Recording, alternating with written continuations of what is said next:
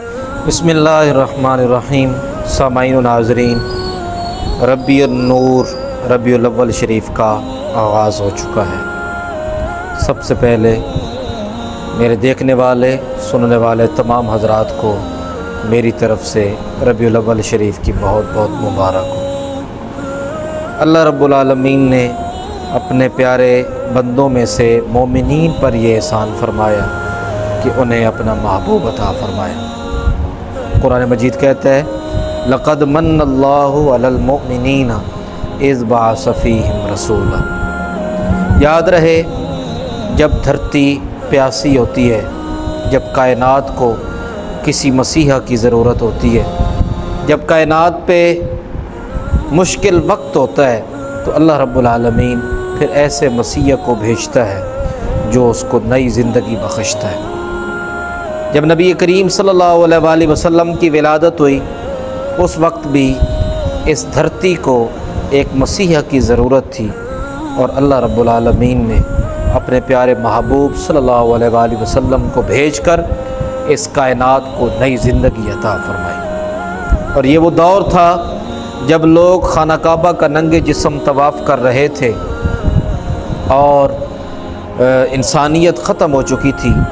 ماں، بہن، بیٹی تو بڑی دور کی بات، انسان کے اندر انسانیت نام کی چیز بھی نہیں رہی تھی۔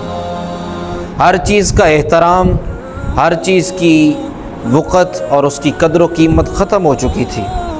جب انسانیت تباہی کے گڑھے پر اور ذلت و رسوائی کے گڑھے پر موجود تھی، اللہ رب العالمین نے اپنے پیارے حبیب کو حضرت آمنہ بی بی رضی اللہ تعالی عنہا کے گلشن اور آپ کے گھر میں بھیج کر ان بندوں پر، ان مومنین پر احسان فرمایا کہ میں نے تمہیں اپنا محبوب عطا فرما دیا۔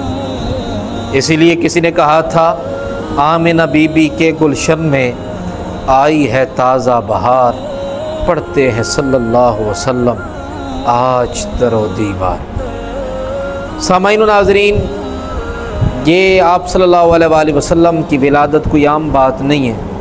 حضرت حسان بن ثابت رضی اللہ تعالی عنہ فرماتے ہیں میں 7 یا 8 سال کی عمر کا ایک بچہ تھا، اور مجھے جو چیز میرے سامنے بیان کی جاتی وہ مجھے یاد ہو جاتی، یعنی میرا اتنا دماغ کام کرتا تھا۔ اور ان دنوں ایک رات ایک یہودی اپنے گھر کی چھت پہ پکار رہا تھا کہ آج وہ ستارہ طلوع ہو چکا ہے، جس ستارے کے طلوع ہونے سے یہ معلوم ہونا ہے کہ آج ایک خاص بچہ پیدا ہونے والا ہے۔ اس نے کہا وہ میں نے ستارہ دیکھ لیا۔ تمام لوگ جمع ہوئے، انہوں نے اس کی بات کو سنا، اور جب پتہ کیا، پتہ یہ چلا کہ وہ بچہ حضرت عبداللہ اور حضرت آمنہ رضی اللہ تعالی عنہا کے گھر تشریف لا چکا ہے۔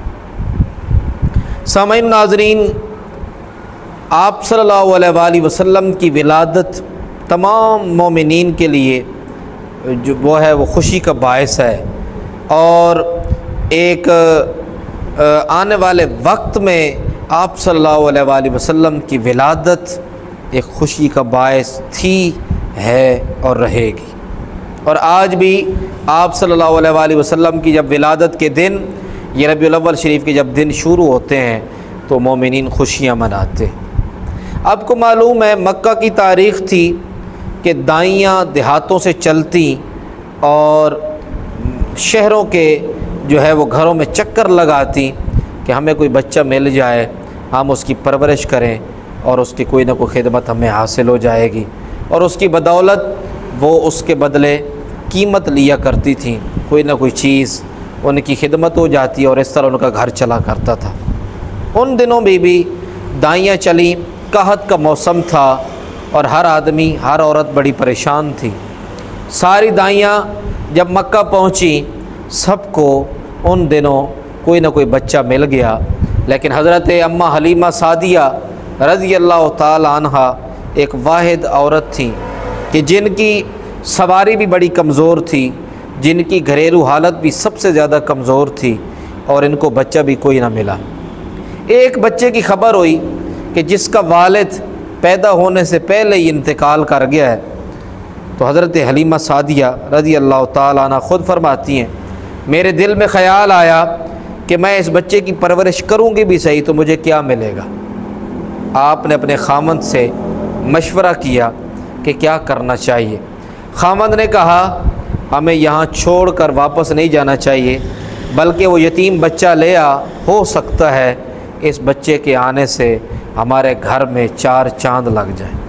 ان کو کیا معلوم تھا کہ 4 چاند کی بجائے ہزاروں روشنیاں، ہزاروں سورج ان کے گھر میں آ جائیں گے۔ یہ وہ بچہ ہے جس کو اٹھانے سے دنیا ہمارے گھر کے سامنے جھک جائے گی۔ حضرت حلیمہ سعدیہ کہتی ہیں جیسے ہی میں نے بچے کو سوار کیا، میری سواری پہلے سے زیادہ طاقتور ہو گئی، میرے اندر تبدیلیاں آنے لگیں۔ مجھ سے عورتیں پوچھتی تھیں حلیمہ تیری سواری کو کیا ہوا؟ میں نے کہا یہ میری سواری کا کوئی کمال نہیں، کمال تو اس لال کا ہے جو آمنہ کا لال ہے۔ حضرت حلیمہ سعدیہ رضی اللہ تعالیٰ عنہ لے کر جب وہاں پہنچی اپنے گھر میں، تو جس گھر میں کھانے پینے کے لیے کچھ نہیں تھا وہاں پر کھانے کی فراوانی ہو گئی، برتن کم پڑنے لگے۔ جس گھر میں دودھ کا قطرہ نہیں ملتا تھا وہاں پر دودھ کے برتن بھر گئے۔ وہ جانور جو روزانہ بھوکے آتے تھے، قحط سالی کا موسم تھا، وہاں پر جانور پیٹ بھر کر چارہ کھا کے آتے ہیں اور ان کے تھنوں میں دودھ ختم نہیں ہوتا۔ آس پاس عورتیں مائیں اپنے بچوں سے کہنے لگیں تم اپنے جانور وہاں پر کیوں نہیں چراتے جہاں پر حلیمہ سعدیہ کا بیٹا چرا کے آتا۔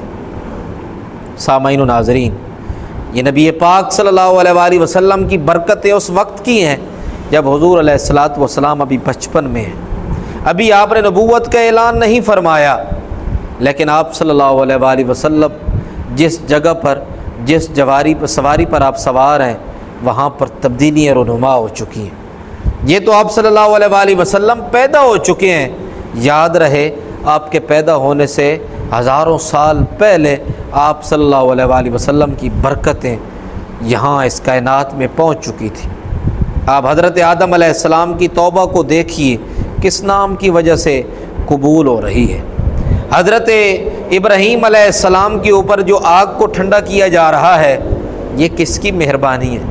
حضرت اسماعیل علیہ السلام کو چھری کے نیچے آ کر بچایا جا رہا ہے، یہ کس نبی کا کمال ہے؟ یہ آپ کے اور میرے آقا و مولا صلی اللہ علیہ وآلہ وسلم کی وہ برکتیں ہی تھیں۔